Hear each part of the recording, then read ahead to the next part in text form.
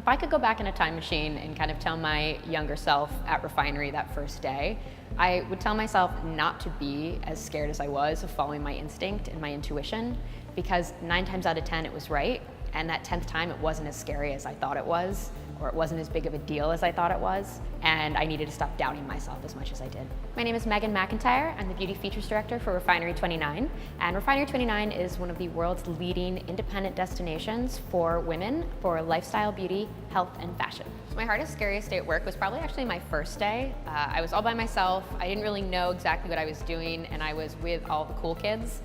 Refinery was very much about people who were really in the know on fashion, and I was coming from a journalism background.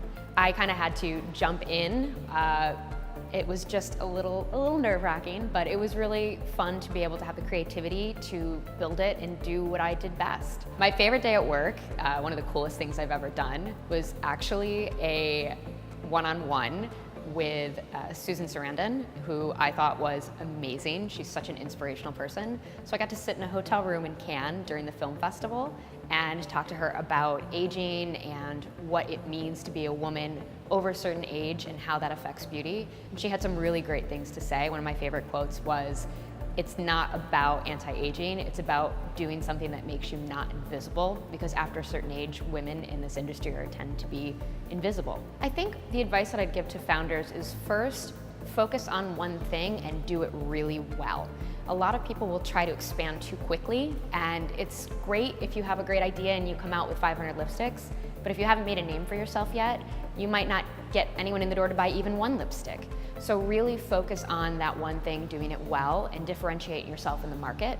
But also pay attention to your customer. A lot of the story ideas we get are actually from our readers. We're in constant communication with them. We're always talking with them and engaging with them on social. And we learn a lot about that person, in our case the reader. But in brands' cases, I think it's about the consumer.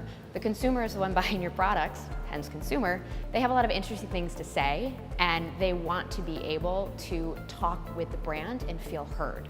And I think that really informs brand founders on where they can go with that product line.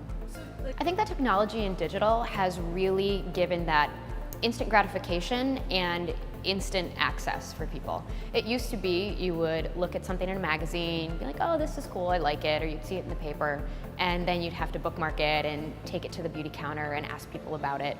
Digital has allowed people to really go online, see something they like, instantly buy it, so there's that instant gratification portion of it, but it's also allowed them to interact more with people who love beauty as much as they do, and brands and founders. You look at things like Etsy and brands that have started on there. There was this rainbow highlighter recently that came out that it was on Etsy, and people lost their minds over it. And it was this little producer, and they went crazy. They blew up their orders, they sold out.